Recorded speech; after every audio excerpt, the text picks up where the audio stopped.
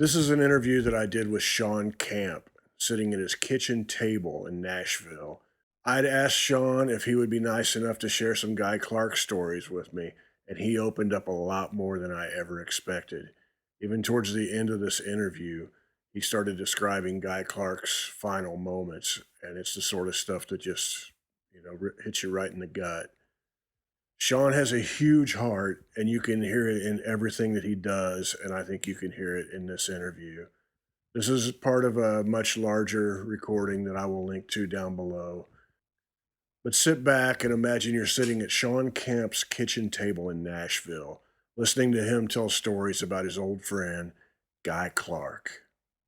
When I was on Warner Brothers in the early '90s, I had a bunch of swag printed up, a bunch of T-shirts made to sell on the road, and most of them were like pink XXLs.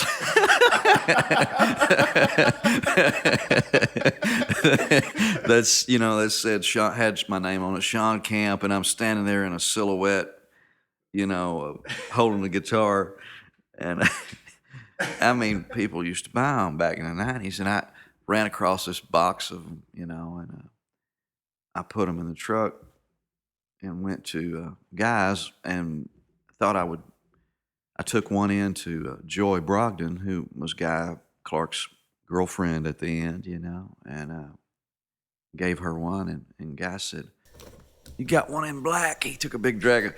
"You got one of them in black out there?" I said, "Yeah, I'll go see," And I went out to the box and couldn't find it. I came back in. "Man, I thought I had a black T-shirt out there, but I don't have it." He said, "Well, I like pink." And so I went back out there and found him a pink one. And every time I'd come over there, he had it on. He was wearing it. One time I went over soon after, got there a little early and got him up out of bed. And he's wearing that T-shirt. It just blew my mind. His hair's going crazy. And I took a couple of snapshots of him. One of these days I'm going to blow it up and make a poster out of it. It was kind of such a contrast seeing Guy Clark it's like John Wayne in a pink T-shirt, But he wore it all the time. Verlin Thompson fell off a ladder and broke both of his wrists and some vertebrae in his neck. He was out of commission for a while, and Guy had a 2-week tour. He just, called me, and I was available and fell in with him and kind of took Verlin's place while he was recuperating. So that was like the most sideman kind of thing I ever did with him, when Verlin was out of the picture.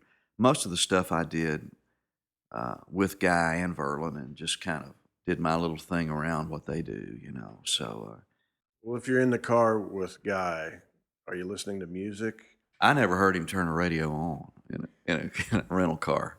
We'd fly in. I'll tell you, we played in Red Rocks one time out in Colorado and flew into Denver. And Guy was booked to open Lyle Lovett's show. And Lyle was looking for a fiddle player. And Guy had been bragging to Lyle about how good a fiddle player I was, So he took me out there to play on his show so Lyle could sit in the wings and listen to me play. So we fly into Denver, and Guy rents this brand new, Lincoln Town car. I mean, it's top of the line, brand new. It had like 40 miles on it or something, And there's a huge drought on out there, and it's like there's signs flashing, do not throw smoking cigarettes out the window, and do not, be careful with matches. We weren't even out of sight of the rental car place when he lights up a Winston or something, and it's like, oh man, it's a brand new car. He's going to start smoking right off the bat in a car he's not even supposed to smoke in. And so I'm cracking my window back there. He used to always get mad at me for cracking my window because I don't like to sit in a car with cigarette smoke. And he claimed that if he cracked his just a little bit, that all the smoke would go out in his way, and it wouldn't even get on me, you know. But I was in the seat directly behind Guy, and Verlin was up in the passenger seat, and Guy's driving, and he's dragging on this cigarette, big deep drags, and we weren't 5 miles down the road, you know, or even that far, till he flipped this cigarette out the window, and it comes out the window, and it comes back into my window and hits me in the chest and rolls down between my legs in this new Lincoln. And it's like, hit me with a cigarette. And everybody's panicking, and he knows that it came back in the car, you know. Pull over on the shoulder, and this cigarette's lit, rolls in between the crack in the seat and goes behind. We can't find it, disappears.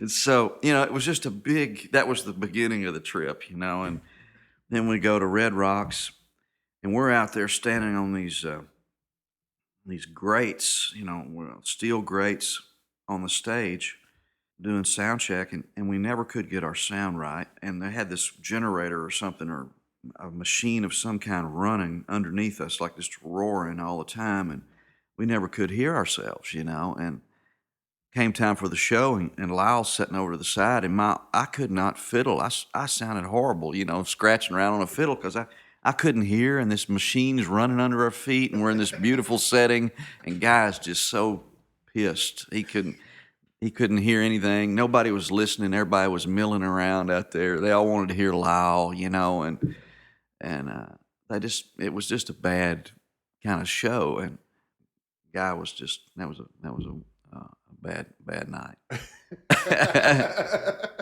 A rough drive back to the airport. Yeah, it was a little bit quiet on the ride back to the hotel, you know. Some of them he loaned out to people, and they haven't brought them back to the, you know, to the estate, you know, I think. And some of them he gave away. And maybe the ones he loaned out, he gave away too. I don't know, you know. But he made some great guitars, and quite a few of them are in the possession, I think, of Joy Brogdon, who he left basically everything to. They'll find their place, I'm sure, but they're all pieces of art, man. I mean, they're amazing sounding guitars, and they have really intricate detail to them. That guy was really the same way with building a guitar or a song or painting a picture, or his handwriting was just perfect, you know. I mean, it was just a really concise kind of cat, you know. I mean, everything he did it the way he wanted to do it, and there was a definitive Guy Clark fingerprint. And I mean, that was the label on his guitar, you know. The label he put inside his guitar. I remember him making labels, and he would write his name with India ink, you know, Guy Clark, number 1 or number 10 or whatever the guitar number was, and the label. Poke his finger, get a bunch of blood on the end of his thumbprint. You know, poke his thumb, and that thumbprint of blood is the label on Guy Clark's guitar, his own blood. You know, it's a beautiful thing, man. Do you know how many guitars he built in his lifetime? You know, I don't know. I think he built a few that he didn't number early on, you know, and when he first started. And I think when he started numbering them, there's 14 there. There may be an unfinished one or two in the closet there. He built flamenco gut strings, and I'm not sure if those were within the 14, the serial numbers, or if those were prior to the 14 that he built. But he built some really cool gut strings, and then he moved into 0028 Martin style guitars that he was building steel strings, you know. And that's what he played on stage, that style of guitar, and he loved that, you know. That's kind of like the Jimmy Rogers model, you know. It was hard. It hard to see him in that state. You know what I mean? And out there trying to. It was painful to see somebody you loved going through that kind of pain. In the public eye, basically. You know what I mean? We played at Merlefest one time. He got to coughing up there on the show, stuff coming out of his nose, and was just like, "Man, we're gonna have to get you off." And he was like, "No," and he stayed right up there. And those folks that were on at that show got a firsthand look at what truth really was for Guy Clark. And he didn't seem to be. I mean, I'm sure it hurt his pride a bit, but there was almost a pride involved with him being honest about where he was at to his fans. Uh, I, I always thought that was really quite a thing to see. Yeah, I mean, I'm sure he had a big satchel full of dope he had to take at all times. And some he was supposed to, some he wanted to. you know. This might be too personal, but was he making a lot of those gigs there towards the end just because he needed the money? Well, I'm sure the medical bills were overwhelming. I mean, he fought that stuff for 10 years or more. And he told me for a while there he was taking a shot like every couple of weeks that was $8,000. I mean, it was like he was a superstar to me and to you, I'm sure, and a lot of folks, but it's kind of relative because he was a class act, but he might not have been knocking down the same money that the guy on the top of the charts was when he played, or his royalty statements couldn't have been like those guys. But I don't know, man. His songs were to me worth more than all those put together. You know, Gary Nicholson and I wrote this song.